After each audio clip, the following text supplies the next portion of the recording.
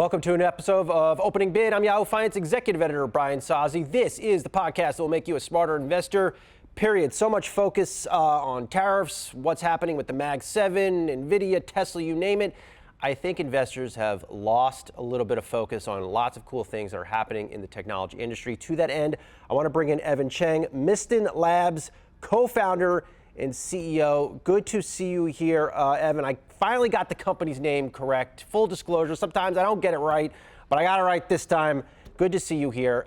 For those not familiar with Miston. Great to be here. Yeah, good to see you. For those not familiar with the company, what are you working on, and why did you found the company several years ago? We're working on decentralized infrastructure.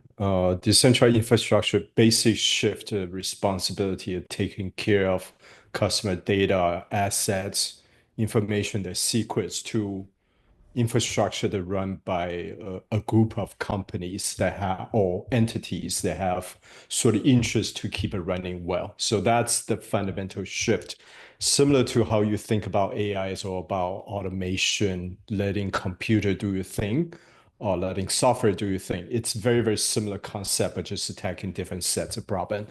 That's why it inspired me for a number of years. I got into the space officially back in 2017 with Meta. Yeah. Sure. For those, for the lay people out there that are not in the trenches with this technology, how will what you are working on impact their lives in some way?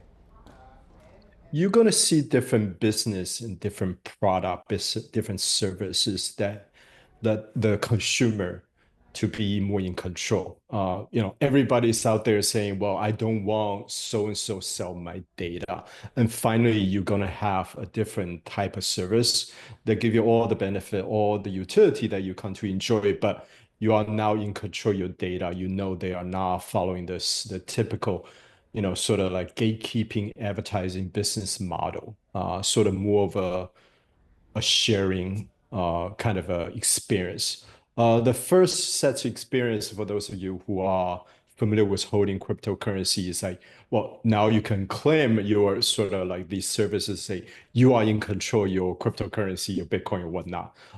That has still early stage, and most of the services still following the old sort of setup, right? They sort of custody everything for you, but you're going to see that change coming, and it's going to go beyond just assets, right? For trading, we just launched Wars, that's a decentralized storage. Now you can say, okay, do I have the kind of similar experience as a Dropbox, but I know my document can never be compromised, even if the service goes down, somebody's I don't have to rely on the service to take care of my document integrity for me.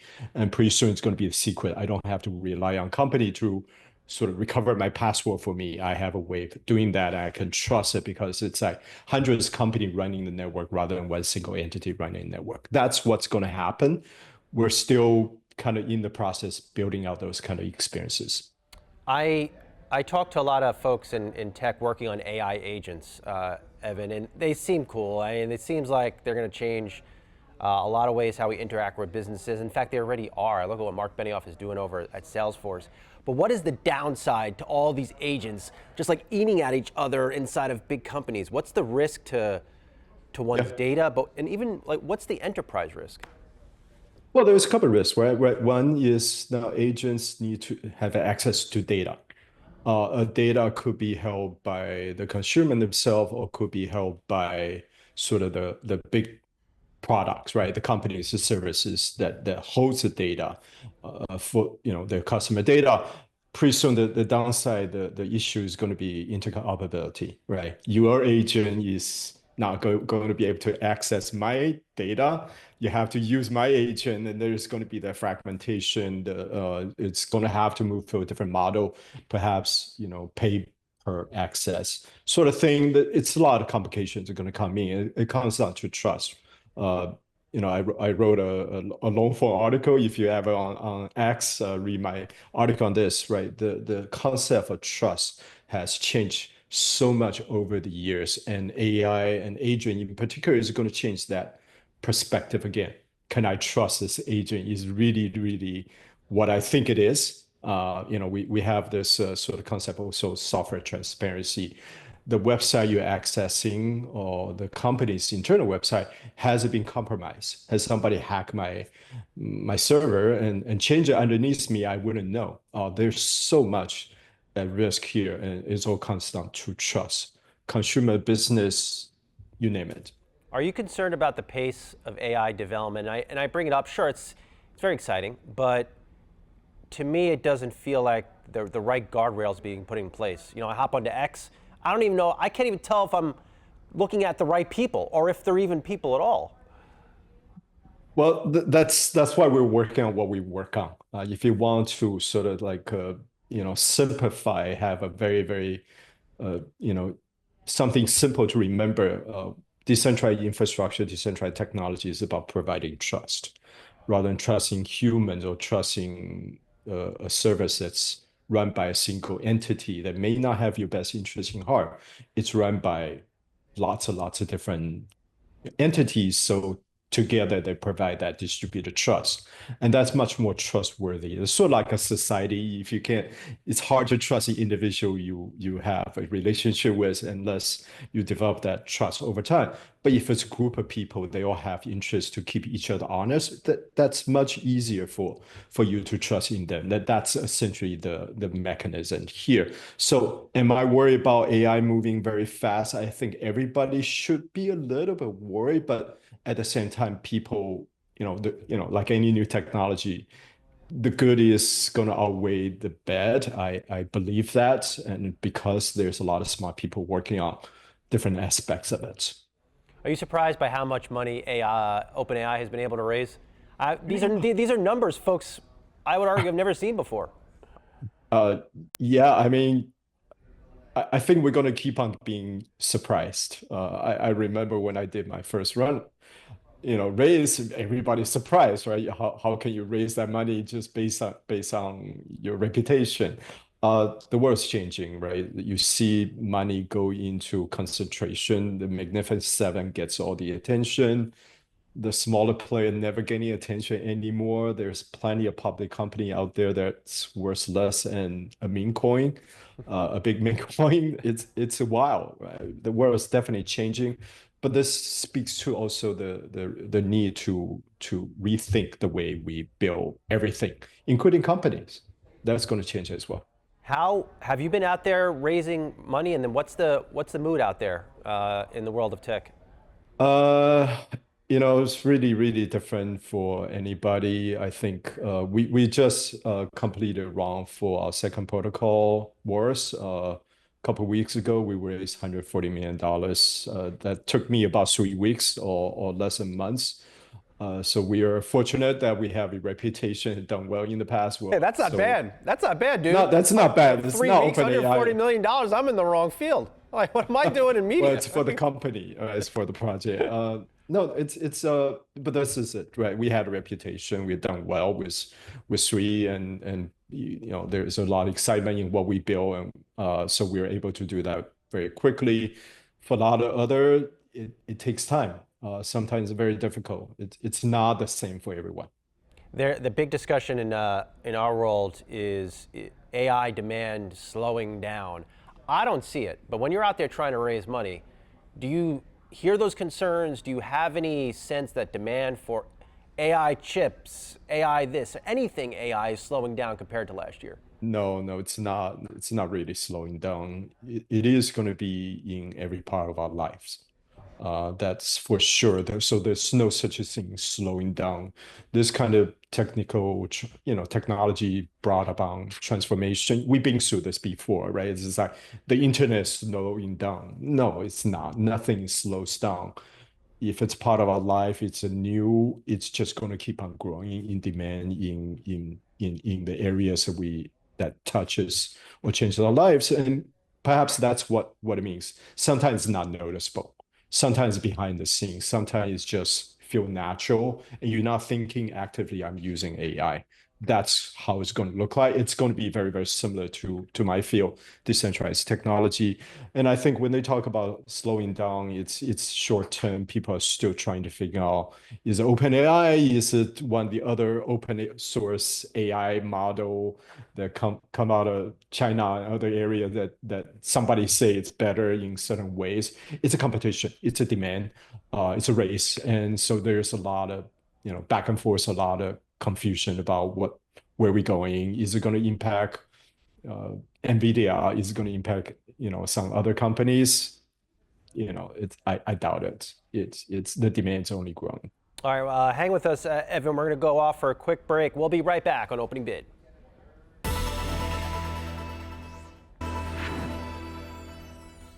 All right, welcome back to Opening Bid. Having a fun chat here with Evan Cheng, Miston Labs co-founder and CEO.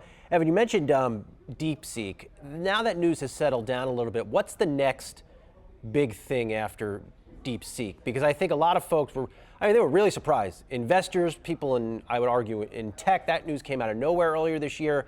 Like, is there another DeepSeek out there? Well, there's always going to be another DeepSeek or another foundational LLM that's going to come out and say it's better in other way. It's a race. All these big companies or some of these upstart companies are in a race to see who is the best. But you also see sort of more specialized LLM. There's other developments. Sort of can I bring real-time information into to be used by the model? Otherwise, you're going to end up getting outdated information for anything that's developing quickly, right? There's like, can it be context aware? Can it be used by agents? Can it be embedded in hardware, in robotics? So there's not going to be an end. And there's going to be concern on the other side, as you say, there's going to be concern about trust and security and safety and all that. So this field is going to move incredibly fast. I'm all for it. It's super exciting. Uh, it's never going to slow down. I'm having a hard time keeping up myself. There's two opposing camps. One that has seen the DeepSeek news and they say, all right, we've already built too much AI capacity. But then you have Jensen Huang, of course, NVIDIA founder and CEO, on the other side saying we need all of this computing power for inferencing and training models. What side of the camp do you fall on? I think it's both can be true. There's going to be shift in demand from one area to another. Inference probably can be done with lesser hardware, so to speak. You don't need those ginormous server all the time for everything, unless you're OpenAI that's trying to serve everybody who's trying to create new images. There's going to be there's a lot of interest in using more sort of local hardware or even on your phone, on your desktop to do influence, to do refinement, that sort of thing. Training, big training, big LLM foundational, models that can only be trained at the data center that's specialized for them, that race is still on. Is there come a day where everybody say shift direction to a different model? They find out as a DeepSeek, figure out you can train with lesser hardware requirement, but maybe smarter software. That's always going to happen. But then you're going to see this co-design of software and hardware. Software gets smarter, but then everybody push the envelope somewhat, and hardware demand increases, and there's also going to be specialized hardware. This is not going to end anytime soon. We're about 20 minutes in this conversation, Evan, and we haven't even mentioned your former employer, Apple. And I think the market and a lot of investors are wondering exactly is Apple doing in the world of AI. It's teased some AI functions. Of course, Apple Intelligence, haven't really gotten that much buzz out of that. Has Apple missed the boat on AI? You don't really miss the boat on AI because it's going to be here for a long time, and Apple has the best distribution. That's their strength, and I understand it. So if you look at what Apple is doing, they're not in the business of developing their own foundational model. They're using other companies' model, what they're trying to do is integrate that into every service they provide to the consumer. That's really powerful, right? This is why OpenAI had a deal with them, and other would love to have a deal with Apple. They have that special advantage than perhaps few, if any other have. Uh, they're a little bit behind. You know, you can see how hard it is to integrate new technology into a legacy kind of product, right? Even though Apple put out new hardware and software every year, a lot of architecture, the underlying operating system, the user interface, everything, how it works is not really quite ready for it. And that's the struggle they're going through right now. But Have they reached, I guess, the max capacity? I mean, we have this amazing new AI technology, and there's only so far you can push it on screen sizes or a watch or even in glasses. no. It's the breakthrough takes time to build. I'm sure they're working on new areas that's going to impact human life. There's talk about taking on more moonshots. Perhaps in health tech and other areas. It's never going to end. Technology will always push forward. And of course, you spent a good bit of time at Meta, and they've had, I would say, an under the radar story in AI with their Llama model. What's their end game? What are these new powerful models that they're working on? How does it impact their business? And I guess, widen their competitive advantage versus others? Well, I mean, first of all, Meta has massive investment in AI for many, many years, even before this boom happens. They've been using AI. That's just even more aggressively now, and you see this happen. How it helped with their advertising business. It's tremendous, right? Meta's turned around from that from a couple of years ago is pretty amazing, and they're going to integrate this capability into every surface, every product surface, or the social media, or the other AR, VR technology they're pushing. It's the same, similar, but to Apple's playbook, but different level. And Meta has the advantage of being much more familiar and sort of built for AI from the very beginning. As we get ready to close this one out, Evan, I went to your website, and it looks like you're starting to advocate for blockchain in the government.